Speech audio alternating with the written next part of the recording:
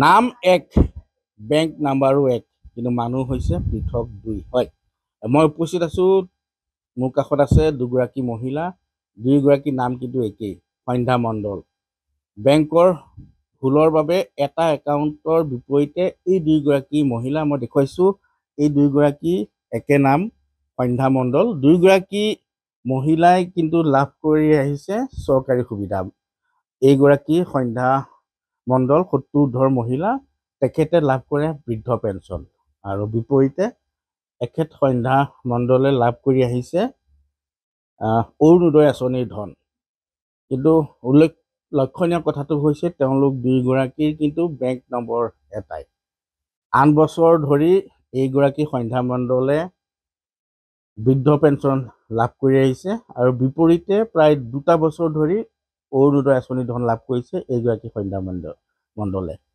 কিন্তু বেংক কৰ্তৃপক্ষৰ ভুলৰ বাবে একেটা নম্বৰতে দুয়োগৰাকী চৰকাৰী আঁচনি ধন অতদিনে কিন্তু সোমাই আহিছিল, আৰু শেহতীয়াকৈ পৰিয়ালৰ লোকে bank passbook up to date কৰোঁতে এই তথ্য পোহৰলৈ আহিছে। মই আপোনাৰ কাষলৈ আহিছোঁ, প্ৰায় ৮ বছৰমান ধৰি আপুনি বৃদ্ধ পেঞ্চন পাই আছে।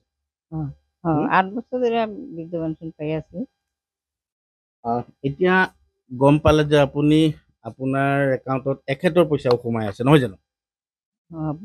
সেইটোতো আমি সেইটোতো জানি না, সেইটোতো আমিতো কইতে পারি, আমি তো কোনো কিছু লেখাপড়া জানি না, আমি তো কিছু জানি না, লগে যাই উঠাই কে কবে উঠাইছি কি করছি ওইটা তো আমি জানি না, ওটা তো আমি কইতে পারি না।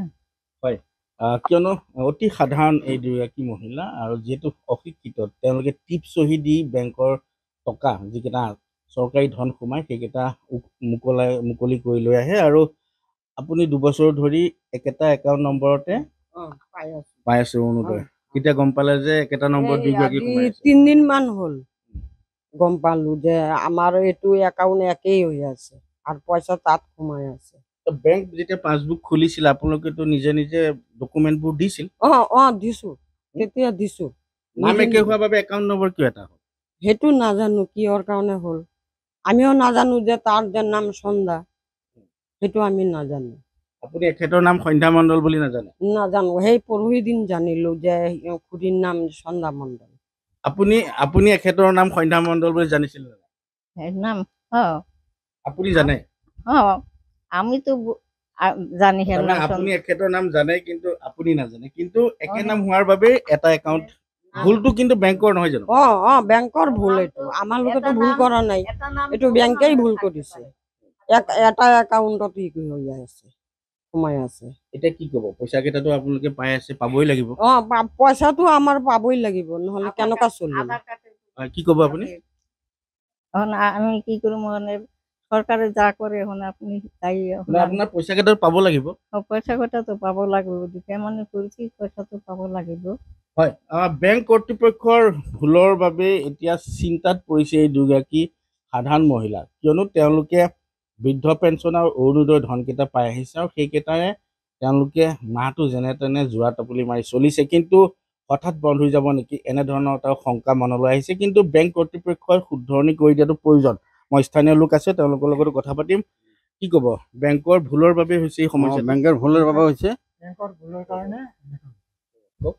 ভুলৰ কাৰণে হৈছে। ২টা নম্বৰতে এক হ'ব নালাগে, অৰুণোদয় আৰ এফালে হ'ল তাৰপিছত বৃদ্ধ পেঞ্চন এক হ'ব নালাগে, কেতো বেংকৰ ভুলৰ কাৰণে হৈছে। ঠিক কৰি দিবলৈ বেংকে আপুনি কি ক'ব? মইতো ক'ব পাৰিম, বেংকৰ ভুলৰ কাৰণে এনেকুৱা হৈছে, মেনেজাৰৰ কাৰণে হৈছে এইবিলাক। এইটো মানে কামটো মানে সংশোধন কৰি দিব লাগে। হয়, নিশ্চিতভাৱে মই পুনৰ দেখুৱাইছোঁ, আৰু এয়া হৈছে